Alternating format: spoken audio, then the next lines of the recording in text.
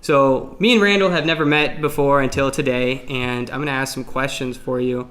And the first one is probably the most difficult to some, and that's just, who's your God? My God? Yeah.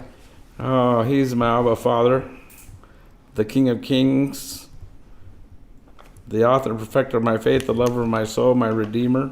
Mm-hmm. El Shaddai. Whole bunch of names he has, but he's my God.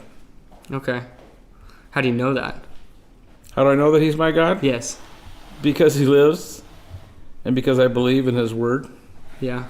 And I believe that he created all perfect things in the heavens and in the earth, the creator of all things, through Jesus Christ. Okay. And I know that he's the reason I'm here. He knew me before I was in my mother's womb. He knows the number of hairs on my head. There's nothing that could separate me from his love. Where do you see God's work? Everywhere. In you, in this place, in this community. He's everywhere. He's omnipresent. Yeah. So anywhere you go, you can see God, and particularly when he chooses to sign his name to sunsets and sunrises and awesome storms like we had last night with thunder and lightning and pouring rain. So he's just every little thing to me. How do you serve him? By trying to advance his kingdom, by trying to do the best I can do with the gifts, time, talents, treasures he's given me, to wake up each day and first of all thank him for another day and a chance to make an effort to repay the debt I could never pay, and to be Christ's ambassadors unto the world, to be Christ's hands and feet, to actually act like I'm set apart, that I'm elect, that I know a God, that people would know that I'm a Christian by my love. Yeah. That's a lot to do with how I do it. Those are the hardest questions that we're going to have this whole time. Yeah. And you nailed it. You speak truthfully, honestly. And I don't know you from what, like I said, I was going to say Adam, but from George. But how did you and George meet? I met George and his family when we moved up to the mountains, my wife and I. She was a transplant from Los Angeles, and my parents had some land up in Squaw Valley, so we bought the land from them and dropped a house there. And since we were now new to the community, for a while we were driving down the hill to church in Visalia, and then we decided, well, let's check out the churches here. So we met them first at a church that was really a real winner of a church. I kind of say that facetiously because it was most about what the pastor wanted to talk about, and it was usually his way or no way. And I think George and the kids were playing up there in the choir and worship band, and I think we left before they did. I can't remember which one of us left, but that's when we first met them. Yeah, was at church. And then eventually we reconnected up at another church, Dunlap Baptist Church. And again, the kids were there playing and involved in ministry. And George was one of the guitar players with his other kids, David, of course, and then James. And sometimes the other son would show up, but it was mostly James and David and Charlene, their sister. So we started going to church together and basically started we have two kids that are about the age of David and Charlene, and so we started hanging out more and more together. And there was a whole community of believers up there that were homeschooling their kids, and they all knew everybody. And the kids got involved in gleanings for the poor, for the hungry, and then that really put a fire in my kids' lives to want to go and do mission work. So they've gone all over the world serving the Lord as missionaries. And my relationship with George basically changed from us just going to church together, that we started having Bible studies together. And he's always been a real student of the Word, so he's really into trying to understand, all the different teachings. Sometimes I have differences with him and Mike because they kind of have one perspective, and I'm more of a, I'm not going to burn down the house just because, the guy that's at the pulpit maybe has issues, Yeah. So I just think, but we spent a lot of time praying together, praying for each other, praying for the family, praying for the community, and of course our kids and one another. So that's where we kind of have been up until probably last year, which is now, I don't know how many years it's been. It's probably been 10 years that I've known George. You've known him longer than me. Yeah. I met him about a year ago in Texas. Okay. He came up to me, and I was probably the youngest person in this church volunteering down in Rockport, Texas, just north of Corpus Christi, where the eye of Hurricane Harvey went over. Wow. And I was on my phone, and he came up to me and goes, "What are you reading?" Which you don't say that to a 20-something-year-old. What are you reading? I don't know what got into his head to think that I was doing something other than Facebook, Instagram, and the countless other things you can do on a phone. And I'm like, "James?" He goes, "Count it all joy, my brothers and sisters, for the trials." And he probably would have gone through the whole entire book of James if I didn't stop him. He's quite a student of the word. Yeah, if I didn't stop it, and then he just kept coming up to me and started talking to me, and I was like, it was the first time I think I've ever met somebody that became a friend. How I usually become a friend with people, by just going up to them and speaking to them and just having a conversation. Is that something how it happened with you, or? I think it was 10 years ago, so I don't expect you to. I think mostly it was probably because at that particular church we were one of the few Hispanic families there, and so that we had that commonality. Although my wife is Anglo-Saxon, so she's not a Latina, but there's no doubt I was, or my kids, and so I think we might have even reached out to them only because I'm real proud of my ethnicity as far as from being an American of Mexican descent. And so when I run into other ones, particularly if there's not a lot of them there, I have a tendency to associate with them just to kind of make connections. Sure. To reach out. It's an easier approach than trying to get through, all the other Hey, things. We got the same hat on.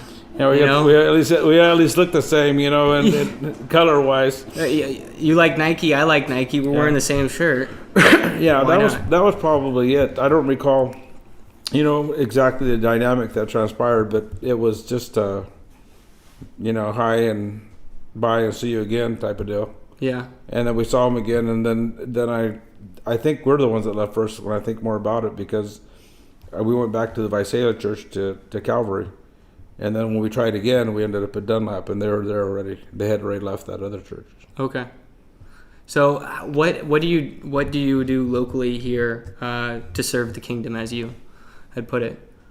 Well, what I do is basically I've been put here with a responsibility to take care of seniors, to ensure that they have a safe, secure, and happy opportunity to have a quality of life that my owner, who's also a believer, Mrs. Gray, wants to make sure that we can provide to her residents.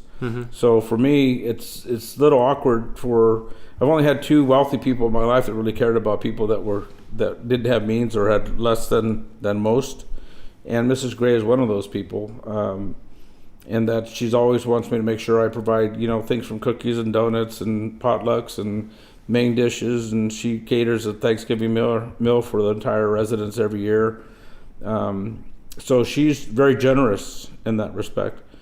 So other than doing all things unto the Lord, which is what I try to do everything no matter what I'm doing, I also try and do what she would like me to do for the residents, as far as maintaining civility, making this a community and not just a bunch of people that live in the same plot of land, and to get them involved. And so towards that end, I've gone out and asked churches to come in and do Bible study. We had several food giveaways to different churches here. George has been here for the men. We've had the men's prayer group here as well. We've had myself. It's basically just doing the best I can to use my gifts, time, talents, and treasures, as I shared before, to glorify the Lord. So I do all things unto Him, and for Mrs. Gray, and just try and be a mediator. I'm a pastor. I'm a counselor. I joke that I'm the mayor. I wear a lot of hats here, and it's all because of the residents to try and do my job, not just what I'm paid to do, but what I know God would want me to do. Mm-hmm. And that's also taking them to church or coordinating rides for them, inviting them to not only go with me, but by other believers in the park to coordinate to get them rides so they can get to their services, to their churches, by just being that person that kind of mediates. Sure. So for the people not here with us or can not see us, this is also through a podcast. So the people who are listening, we are kind of in the center of it right now. Yeah, that plot of land that you described. Right. We're in a community. What do you call this? It's a mobile home park. Okay. It's a senior rent-controlled mobile home park with only owner-occupied residents. So we have 228 homes here in this community, a little over 15 acres, a little over 400 people. And so my job is to make sure that, in addition to doing the business aspect of collecting rents and making sure people that are not following the rules and regulations that they need to abide by enforcing those, then I also have to move a step further sometimes and move for eviction. And sometimes a lot of those people shouldn't have been here. Mm-hmm. Somebody was asleep at the wheel and let them get here, and it really took a long time. It's taken me 3 years I've been here, and I'm still not done. But I'm down to just a handful. And so the place and the quality of life has changed, drastically since I got here. And that's all because I'm a believer. I serve. I'm a servant.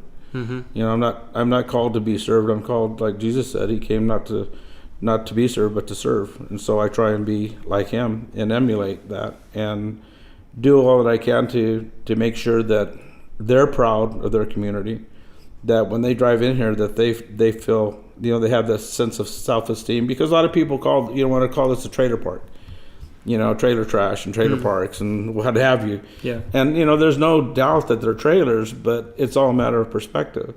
You don't see these people as trash. No, heck no. No, not at all. In fact, as much as I said that, I had a hard time with older people when I was younger, and now I'm becoming one of those older people. But these people are like, I'm still a baby. I'm going to be 65 this year, and I got 95, 98-year-olds here.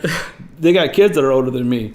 So to them, I'm still a kid, mm-hmm. And so one thing my parents always taught me was to be respectful to your elders. And I've taught the same to my kids, but I've also taught them to be respectful to elders who respect you. Yeah. You don't just get respect because you're old. That doesn't go in my book. Yeah. You earn respect, and you give love, you get love. What was the earliest, I'll give you two options here. The earliest time that you remember serving, or the earliest time that you remember seeking? Well, I was raised Catholic, so I was an altar boy until I was in 8th grade. So I from the time I was in 2nd grade to the time I was in 8th grade, I was an altar boy. And of course, I didn't have the relationship I have with God now. Pretty much it was just, root, showing up and, dressing up and doing the best I could with my Latin, And then as I got older and I started seeking, it was actually a priest that gave me the permission to leave the church, because I was talking to him one day about an issue I was having, and we were talking about it. And by then the churches had open confession, so it was a matter of just like we're sitting here. It was no longer behind the confessional and not being able to see him. So my relationship and my trust in the Lord and His Word, what little the Catholic Church offered me, was pretty getting stronger. I had been exposed to a different form of spiritual growth that was through 12-step, as a member of Alcoholics Anonymous. So I understood a different God than what I had learned to know and fear through the Catholic Church. So in the process of growing up, and I was still involved with the Catholic Church even as an adult and in recovery, but then were you a part of the recovery process? Yeah, I'm a recovering alcoholic addict. Okay. So I came from a real broken lifestyle. Yeah. And one of the things I know that the Word has called me to do is that to whom much is given, much is required. And so in that respect, I've been doing service work for a long time because, we're taught to give it away in order to keep it. But, I have to give away the gift and the miracle that God gave me. Yeah. And that was, restoring me to a state of mind and body that I could function and that I could contribute and that I could stop hating myself and try to off myself. Because most of my life, my young life, all I wanted out of life was out. Yeah. I was very suicidal and depressed all the time. And it was mostly because of guilt and shame that I kept reinforcing every time I go to confession and do the same thing over and over again. I was like, I ain't got a chance. And I'm not getting any better. I'm just getting worse. Yeah. And bigger sins, But this story with the priest, he says, well, ultimately, you're going to stand before the judgment seat of Christ. And that's something you need to be able to answer to him, not me. Yeah. He said, I'm just a man. And I was like, I had an aha moment. It's like, well, then why am I talking to you? You're a man. He goes, yeah. And I can't, I can tell you what it says, but ultimately you just need to go to the throne. I was like, okay, I'm out of here. So, then I switched churches, I switched teams. I went to evangelical church and that was a big move for me and a little bit of a, how old were you? I got clean when I was 29. So I was probably 31. Yeah. In that age. And then were you single at that time? I was single at the time, yes. Okay. I had gone through a divorce. I had just gone through a divorce, and I was single.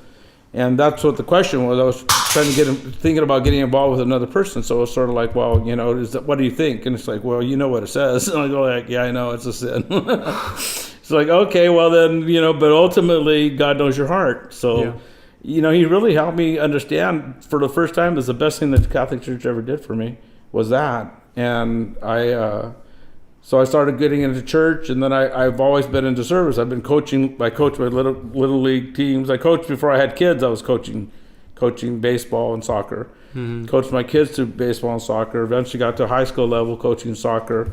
And one day I was on a bus, and the guy's like, "Hey, you like to read a lot? I see you reading stuff." And I go, "Yeah, I'm trying to read, some self-help things." And he goes, "You ever read the Bible?" I go, "No, I'd like to, but I don't really know where to start, and I don't know what to do."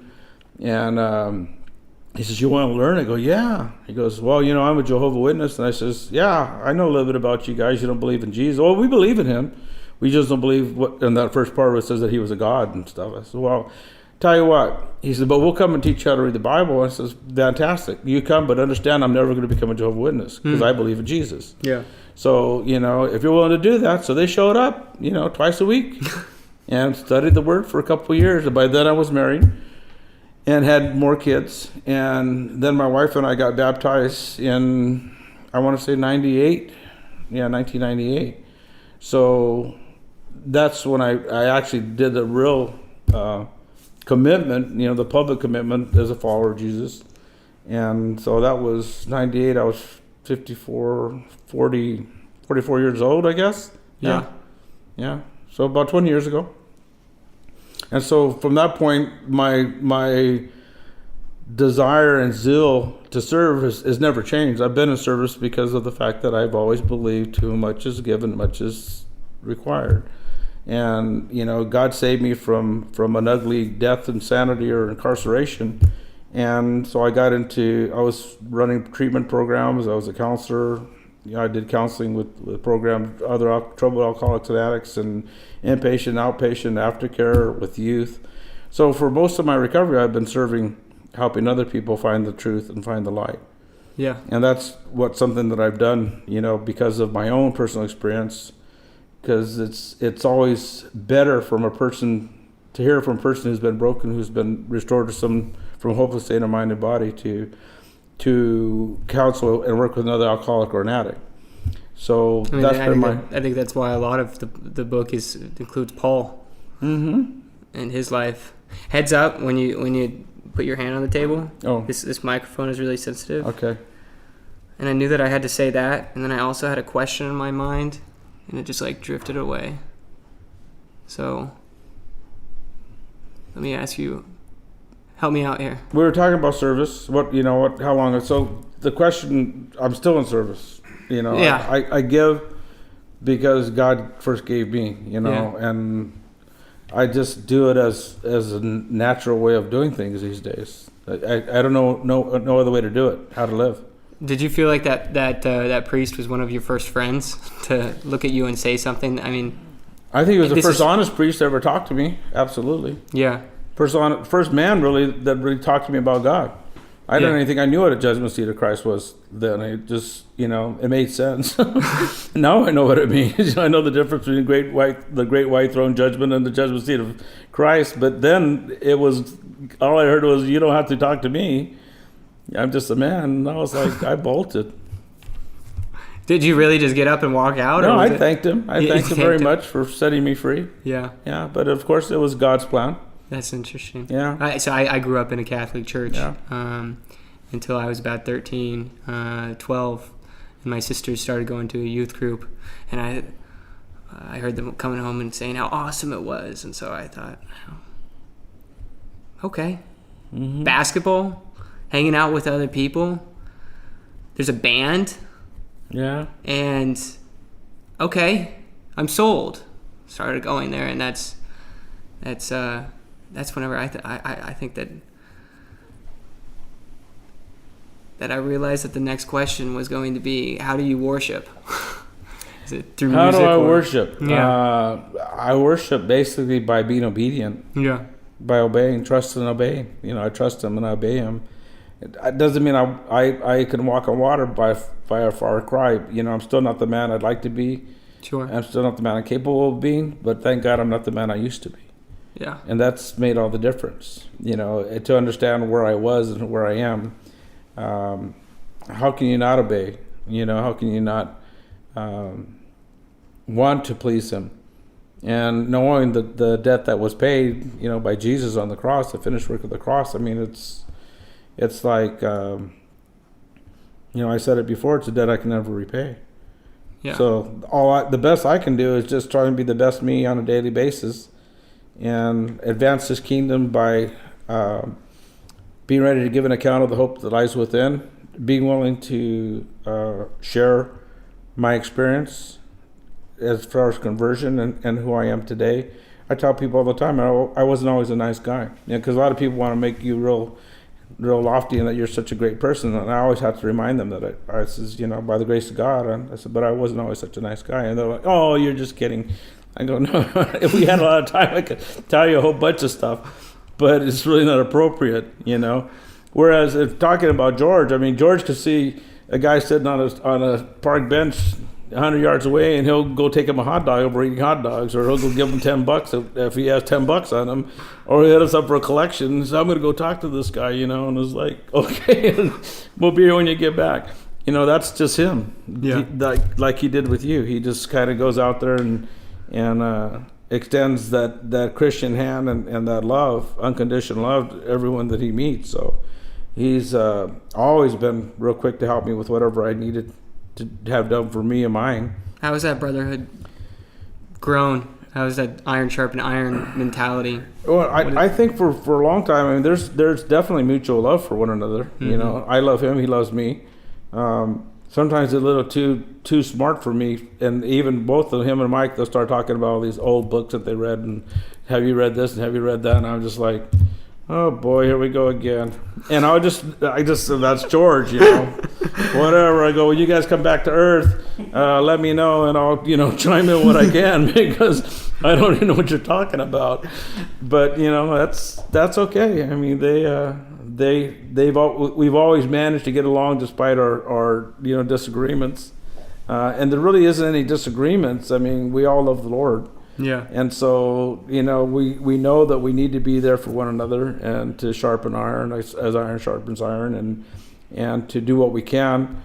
There was a time when I went to a training, I could share this, that Mike and George both, when I got out of serving business, because one thing the world seems to do a lot when you're on fire for the Lord is that it goes out of his way, the devil goes out of his way to try and make your life hard and throw obstacle and pitfall after pitfall in front of you, and I had gotten this new job, and they needed, I was going to be gone for 2 weeks, and I was like, we're pretty broke, this is probably maybe as little as, I've had to know George longer because I've been in insurance, 2005, yeah, that's 14 years ago. So in 2005, I got a new job, and I was going back to Chicago, but I had started doing insurance again, and I wasn't making it because it's hard work selling insurance, and I just wasn't as good as I used to be when I had real good success as a salesperson. And so they knew I was going, and I says, I don't have no money. I don't know what I'm going to eat because we don't have any money if I go. And both of them, out of the generosity of their heart, pulled out money and brought it to my wife, and she deposited it in our account. And that's what got me through. Yeah. But that's an example of them. They're not rich, neither one of them. And yet, they did what they could for me because they knew I had a need. So it's that kind of love that you don't forget that, people cared enough to help you when you're in trouble. Even though I've seen them help other people, even though I've helped a lot of people, sometimes it's real hard to ask for help when you're a giver, when you're a servant. Sure. Because you want to trust the Lord to provide, but, sometimes He did provide. He gave me 2 friends that I could ask. I just had to get past my pride and ask. And when I asked, they came through. Yeah. But that's an example of our relationship. And he's, like I said, he's been here doing Bible study, and he cooked for us. The first Veterans Day we had, he came here and he did a lot of work cooking and preparing the food and getting things organized, brought all his, he used to cook for a bunch of people up in the mountains all the time. So he's used to doing bigger events. And last time I was here, we cooked a bunch of, what were they, tamales? Yeah. Like a lot. He does tamales enough for an army. Christmas and the whole kids. Yeah, they do a whole bunch of that. I don't know where he gave a lot of, I don't think he ate them all. No, they give a lot away, for sure. But so he's been here in serving at the park as well. He cooked that day, and we had a small token, a love offering that people gave us, and I gave it to George, but it was hardly worth his time and effort. He didn't do it to get paid. He just did it because I asked him to help me. Yeah. So he's never asked to be paid for anything. It's usually, what do you need, and this is what I can do. Yeah. And if he doesn't do it, he'll know somebody who can do it, and that's where that information. He was the first and only person. No, there's another friend but he was the first person of 2 people down in Texas where he went and bought me a meal, and he didn't have to do that. Mm-hmm. And I was there for about 3 months. He was only there for about a week or 2 weeks there at that location, but I remember him buying me a meal, and it was just like, it was Whataburger. I think one of the first times I ever had it. Yeah. But so where do you see things going in the next? I want to get your kind of perspective on where you see things going in the church, in national, world level. Where do you see things going? And that's a really vague way to put it, but I think that I gave you a lot to bite from. But well, I don't know much from the standpoint of where we're going. Because, one of the things the program taught me, the 12-step program, is, one day at a time. And so I try and keep my life simple by just worrying about today. And the Word talks about not to be worrying about tomorrow, because what can we add to it? Yeah. By today's problems are sufficient unto themselves. So for me, it's about, I have concerns sometimes along the lines of George and Mike, that sometimes, the church has lost its lampstand. And I just see somebody up there doing blah, blah, blah. And, usually I won't stick around very long because, life's too precious to sit around and do that. And even though I'm not a pastor, I could certainly stand up there and talk about God all day long with more conviction and more love and more genuineness than some of the people I see up there. Mm-hmm. So it concerns me that, more and more churches are closing. And it concerns me that the church I attend, we're growing, but, it's an ebb and flow.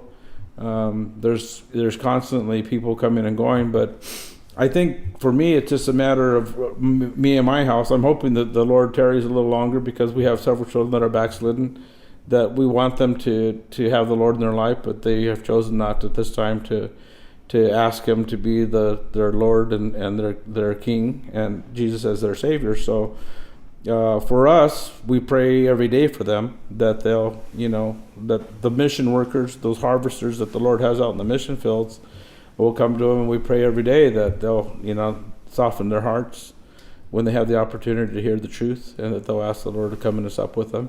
So for me, it's more personal, that I'm more concerned about mine as I am about the ones that haven't been called yet. But when I have the opportunity, I ask people, do you have a relationship with Jesus? Or who's your Savior? What do you mean? So it's a lot of just, it's our responsibility to be busy about, the Lord's work until He comes to take us home. I don't know. I think I'm a post-millennial in my own personal, because God's used me for so many things with so many broken people. I can't imagine Him taking me home and just to be kicked back up there in heaven with Him when there's so much suffering left in this world, knowing that I'm a warrior for Christ. Yeah. So to me, I almost expect to be left behind, not because I don't deserve to go, but because I just believe that He needs to have workers here, and I'm a worker bee.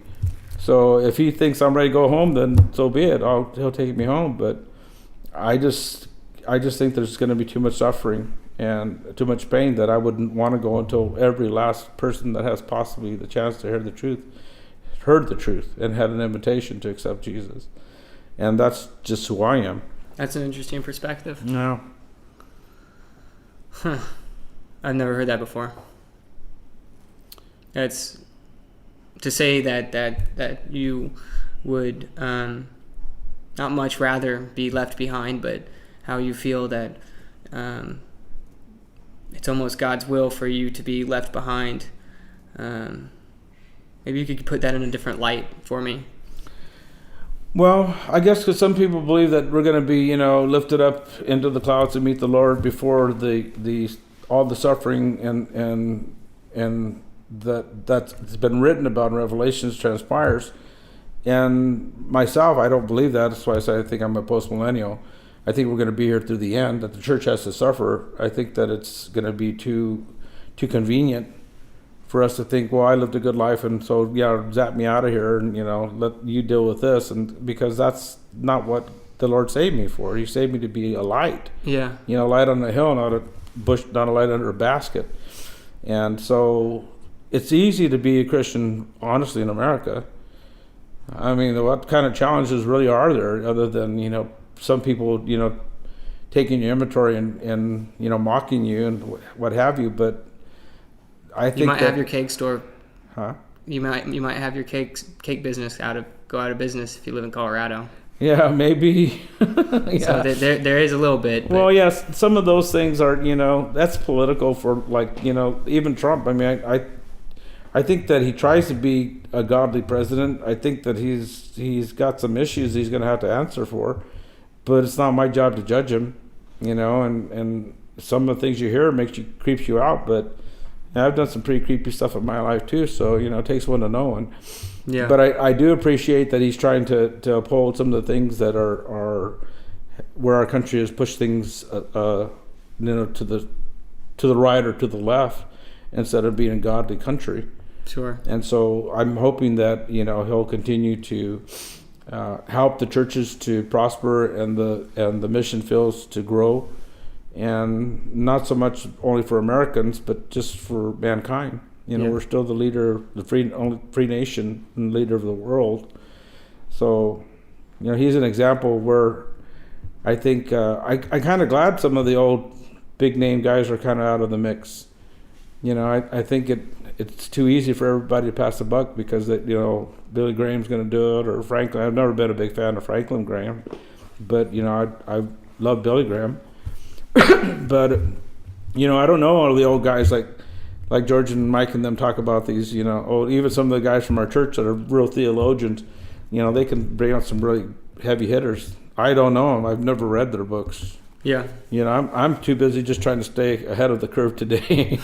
I don't go too far back into the history. Maybe if I did, I'd have a different perspective. But I'm more concerned about the people I'm going to run into today. And what can I do to give them hope, or to show them Christ's love, because that's important, And people, I get letters. I try and do a lot of, even when I write the manager's letter, some people send me notes, say this, we're not all Christians. You need to stop all that stuff, and you're getting us sick with all that, and knock it off, and we're gonna we're going to have to take action, meaning like you're preaching to the wrong people here. We don't want to be, held accountable. We don't want to be saved. We don't want to know all this stuff that you're sharing with us. And I was like, well, okay, that's cool. I could water it down. I don't have to put the scripture and verse in there. I could still say the scripture and verse because they wouldn't know the difference. Yeah. Unless I give them a clue and say, this is from, this is the scripture and the verse, then they're going to call me on it. So I just kind of leave the scriptures and verse out now. You just have to say Abraham Lincoln at the end of it.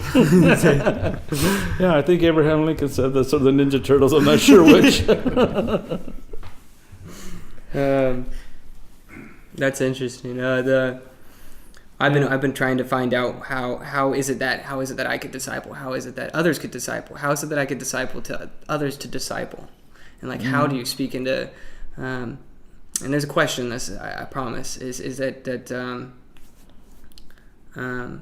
I had a question that was really on my mind, on my heart to ask a lot of y'all. Is that how do you? And it's again, promise is a question. This is that. Is it, how do you rebuke those in the church and how do you warn those out of the church?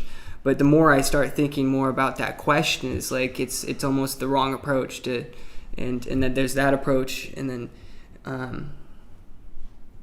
rather, how do you love people in such a world of hate? Is the question that I have for you. Well, I think if you love the Lord your God with all your heart, with all your might, with all your strength, it's pretty easy, despite the hate. Sure. Because that's what we're called to do. Yeah. And I mean, I think what happens, in fact, speaking, I can share my experience. I mean, because I think even now, I don't know that George belongs to Home Church because he's kind of eliminated all the churches, and so I was like, well, but where's your gathering with, other believers? And I can share that were attending a church, we were very happy, and then my wife wasn't real happy. It's a younger church, so we're kind of old for that church. But, it was like, well, yeah, and I don't like that our churches don't do enough outside the walls. We only seem to worry about taking care of the people inside the walls. Well, we're already saved. I mean, we're like, we may have needs, but our salvation is guaranteed as long as we continue to love the Lord and serve the best of our ability, whereas the people outside that don't even know Jesus, it's like, well, I don't think we got to go out there and hand out tracts and stuff, but I'd like to do events where we can invite them and share with them opportunities, much like I shared with you that, that 168 Christian Movie Festival. That's an opportunity for people that don't know the Lord but like to make movies to get involved, and then some of it's going to rub off, for example. And so our church doesn't do a lot in that respect. And, you can start picking things apart to the point that you talk yourself out of going and looking for somewhere else. And that's what happened to us. We were happy there. My wife wasn't happy. She wanted to try another church. This is fine. Let's go where the kids are going to church, our younger two, and they were at another church here in Fresno. We went there, and the pastor was anointed, very anointed. But he was doing 3 services a day, and sometimes he would take a break on one service, and maybe we just got lucky and got to throw in, the stand-up pastor, and, there was no fire. There was no reason to be there listening to him. I could stay home and watch TV and have a better sermon. And we didn't know anybody there. And so, and several times I see the pastor around. It's like, well, it's not like he's not available. He's outside yakety yak. So then she said, well, let's try this other church. And we went and tried another church. And that church was like the old Calvary, because that's where she was growing up, as Calvary. But it was like an old hippie church. There was a pastor there that, bless his heart, he liked to sing, and he had long hair, and he was, sort of like kumbaya feeling. And I was like, we were there for 5 weeks, and I don't think I heard any truth. And I told my wife that. I said, honey, we're going here now, and I'm not getting fed. I'm meeting nice people. Oh, they're so nice. I'm going, yeah, they're real nice. I said, but they're not being fed. The shepherd is somewhere else, and I need to feel some conviction by the Holy Spirit, and I need to feel that we're really diving into God's Word. And so the long story short of it is like, well, okay, well, then we won't go to church. I said, well, that's not a solution. That's not going to happen. We're going to go to church. We're going back to our church. And of course, her being, a believer as well, saying, well, you're the head of our household, I'll go where you want to go. But it was just that little bit of time that we were out of church and out of connection with the church family, with people who loved us, and with church leadership, that the enemy attacked us. and he attacked us hard in our relationship. I mean, he basically, I thought it was this park that was causing me a lot of anxiety and the people here, but it was really my own household, and I didn't know it until it was too late. And when the things were said that caused us a lot of pain and hurt were over, I was really crushed that I had basically allowed the enemy to get a foothold in our household through my wife, and not being wise enough to do what I needed to do instead of just sitting on the fence. So I put our family at risk, and I call it a spiritual relapse. Knowing how terminology from recovery, I had a spiritual relapse because I was doing all this church shopping, and the truth was I had a good church. I was happy, I was content, I was being fed, had a great pastor, great leadership, great church family. But I was looking for something else. The enemy had put those blinders on my eyes to think that it was somewhere else. And while I was out there looking for somewhere else, he brought this whole place, all the factions in my life, which is the business here, the responsibility, the people who are problematic, lawsuits against the park, lawsuits against me. He was just attacking left and right. And then he hit me below the belt with my wife, and it crushed me.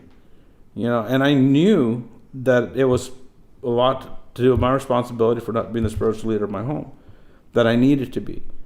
And so I couldn't blame my wife for saying what she said, and as much as it hurt, I've said worse. So it wasn't like, I just said, I just need some time, babe. I need you to go stay in LA with mom and dad, take care of them for a while, because I just need to get my head back on straight, because I'm falling apart. And I didn't reach out to my church. After she left, I reached out to my church, and I was transparent and told them what was going on. And they knew that I'd been away, but they didn't, do the we told you so, or you never should have done that. It's like, you're back, brother. We love you. Yeah. What can we do to help? And I said, right now, all you can do is pray, and pray that I'll forgive her, and pray that I'll not just know in my head that I need to forgive her because the Lord hates divorce, but pray that it gets into my heart and that I'm able to sincerely forgive her, because the things that were said were very hurtful. And I told her this past Sunday when we went back to church, she came back after, probably gone 16 days.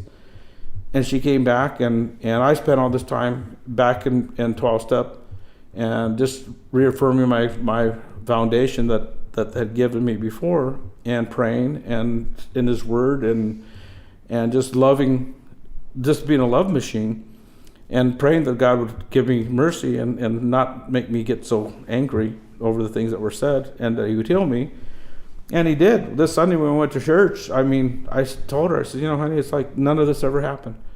It's as ugly as it was, as hard as it was, it's just God right now. We're exactly where we need to be, and we're exactly where we were before all this went south. And I don't have that remorse or that pain anymore. God's removed it. Just because I let him.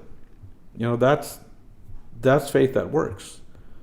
And that's what I would tell people, that my concern is that, while you're wasting time looking for the perfect church, the enemy's going to be busy attacking you and yours, and that's not where you need to be.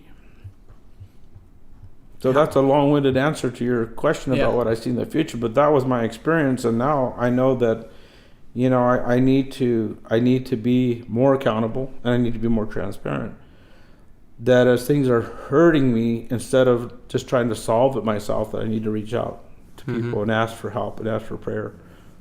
How often did you ask God to help you to forgive her?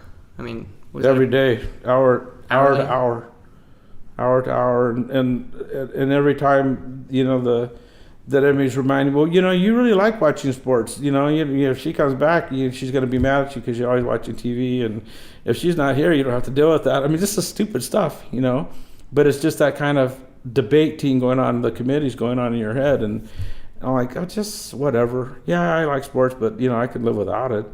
It's not, they're not my idol, basically. But I told, for me, it was every day to be mindful, and I started like dieting, because I'm a good cook. My wife's a much better cook, but I'm a good cook. So it's not like I didn't know how to cook. Not one of those Carl's Jr. guys that go to Carl's Jr. or they'll die, For me, it's like, I was broken. I was broken for a couple of days. And the stress of being broken, probably put me on my path to losing 16 pounds that I've lost. So that was There a you good thing. You know, I've been asking, and I've been asking God to help me be more in service, because with older people, you can only do so much to bring them to an opportunity for change and for a different way to live. And I've been missing counseling. I've been missing being of maximum service to God and to others. And, you know, so I've been praying for him to do that, and it was kind of a roundabout way of getting there. But, you know, now I'm back serving at CR with Celebrate Recovery, and also serving at AA meetings, and I enjoy it because I can hear the pain and I can offer hope and a solution. And of course, Jesus is a solution. Yeah. And I believe strongly that Bill W. and Dr. Bob were given the principles of AA by God for God's people who happen to have an affliction called alcoholism. You know, because you can replace alcohol with anything. It's still I, self, and me, the ism. You know, my problem is still Randy today. You know, alcohol's not a problem for me anymore, but I still get in my own way. I ask how often you ask for help to forgive, because I've been doing that for about 6 months. And it's still rough for me. Yeah. And clearly you're a stronger guy than me. I don't know how long it was before you did truly, it finally settled in, but... Well, I knew that it wasn't going to be a deal breaker. You know, I know what the Lord says about divorce, and I know there wasn't reason. You know, I know what it talks about opening our mouth and the tongue. You know, yeah. And I know that she meant it when she said it, but she said it because the enemy got a foothold, and the bitterness was in her heart, and just all came out. You know, and it came out just the way it was supposed to, because the enemy was trying to destroy me, and it took me a couple of days just to get over that initial thing. But, you know, fortunately, God always reminds me, hey, you know, you've been forgiven a lot of stuff too, Mr. Randall. And I go, I know, Lord. And I've said much worse, not to her, but I'm sure to somebody. You know, I just know that. And that's the measure you measure with will be measured back to you. And so it's like, okay, this is ugly. Yeah, and it hurt. And I don't know how long it's going to take. And, you know, a week, 10 days in, she's like, you know, I'd really like to come home. And I says, honey, I'm not ready. I'm really not ready for you to come home yet. And you're sick, and I don't want to get sick. So, you know, get over your sickness. I'm getting stronger. I'm going to keep doing what I'm doing, and I'm sure it'll be soon. And then I says, yeah, it's time. Come home. And at this point, you know, I don't have any malice torture. Never have any malice torture. We probably do a little bit too much coarse joking and foolish talk that we need to, because we're both out of the 60s and we, you know, got this wild imagination. But and I'm sure Pastor will tell us we need to knock that off, you know, because it adds up. Even when you think it doesn't hurt, sometimes it does. Yeah. But you don't know how to tell a person that it's hurting. And I think sometimes I am a pretty dominant personality, although I'm really easy. Like I let go and let live is one of the premises of 12-step. And it's like, you know, I don't want you to make me happy. I just want you to make yourself happy, and I'll be happy that you're happy. Because I believe in a relationship that we have to have two individuals that are codependent, not codependent, interdependent on each other. But, you know, I can't be her God, and I don't even expect her to be my God, you know. Yeah. She is who she is. But I don't like... people give me a lot of stuff because I'm smart like George is and Mike in other ways. But I don't like to be known as a smart guy. I like being smart got me in trouble. I didn't just suffer from alcoholism. I suffered from big shotism. So when I start feeling like a big shot, then I'm in trouble. I better start checking in with the Lord a little bit more so he can do a little chastening. So the 7 deadly sins, you say pride is the... Oh yeah. Yeah. One of the hardest for me. I try and just stay, you know, on the sidelines. Even this, you know, if it wouldn't have been for David asking me, I probably wouldn't have said no. But, you know, he knows, I don't know if he knows I love him, but I love him. I love all George's kids. So, you know. David Randall loves you. James has asked me for, you know, to do some things for his classes in the past. And yeah. So, you know, Well, yeah, you didn't have to sit down with me, and like I appreciate you sit down. I hope you had like a genuine time, and No, absolutely. everything you're saying, it gets absorbed in, and it actually it's twice for me. Yeah. I sit down and I'll edit through this, and I'll hear it twice Yeah. if I didn't catch something the first time. And No. unfortunately, it's like usually by the end of me editing through this, I'm thinking to myself like, man, I should have asked him that. I should have Yeah. asked him this. I should have asked him that. Like, why did I not? So No. I might have to get your email and shoot you a couple Well, questions. that's today. not a problem, and I definitely will pray that you find forgiveness in your heart for whatever's afflicting you, whatever's causing you some anxiety, some sadness, because life's too precious to be living in the past, especially. No man's promised tomorrow, and today's the day of salvation. So just go for it today. Do the best you can with what you have for as long as you can today. Yeah. Tomorrow's I another guess the day. only difference between you and me is that it was my girlfriend and it was your wife. So Yeah. I don't know if you can speak to that, but Relationships are tough. They take a lot of work. yeah, they do. And there is no innocent victim. I mean, if we're honest with ourselves and look at our own side of the street, I can see where I have given Ingrid even reason to believe that she needed to bite my head off like that. But I don't say that I deserved it, but at this point I don't say that I didn't, because it doesn't matter. Yeah. Few things matter much, most not at all. Yeah. So if you ever want to get a lot of cliches, call me up. I'm like a cliche king. All right, the cliche king, cliche king. That might be the title of the video right there. The cliche cool. king. Random. What is your last name? Guerra. Guerra. Guerra. If you roll the R's. I got it. Too hard for most people. I just go Guerra. Yeah, Guerra's good enough. Guerra. I have to really hard try it though. My wife always makes fun of me. She goes, "Oh, when you talk to Mexico, you always say Guerra, but when you talk to anyone else, you just say Guerra." I go, "Yeah, because I don't care." Because you don't Guerra? I don't care. I mean, Guerra or Guerra, It's like. Oh, I thought you said I don't Guerra. No, I was like, that's good. Yeah, no, I just. You got to run with that though. Yeah, I don't Guerra. I don't Guerra. Yeah, I'll try it. Pleasure. It was really nice to meet you. And subscribe, like, comment, questions below, and then I'll send it. Maybe somebody has a question out there that sees this video. Anytime. I'm pretty much an open book. Yeah. Do you have an email? I don't like.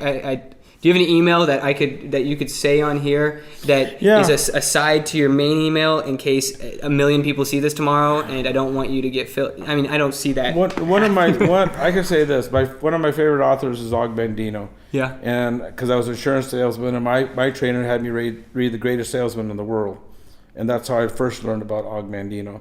But he has another book called The Greatest Miracle in the World. My father just read that first book. Okay. And in the book, it talks about a ragpicker. Yeah. So I'm God's ragpicker. So my email is godsragpicker@aol.com, because what a ragpicker is a person who goes and takes people off the human scrap pile where they've thrown their lives because they're broken, damaged, and think they're no good. You pick them up, you dust them off, you pump them up, and you get them back in the race and back in the fight. And that's what I do. So I know AOL is kind of like an old thing, but it's still my heart email that I use all the time when it's anything to do with God in any ministry. The world's greatest salesman. Yeah. Is that the book name? Yeah. Is it green and like with the?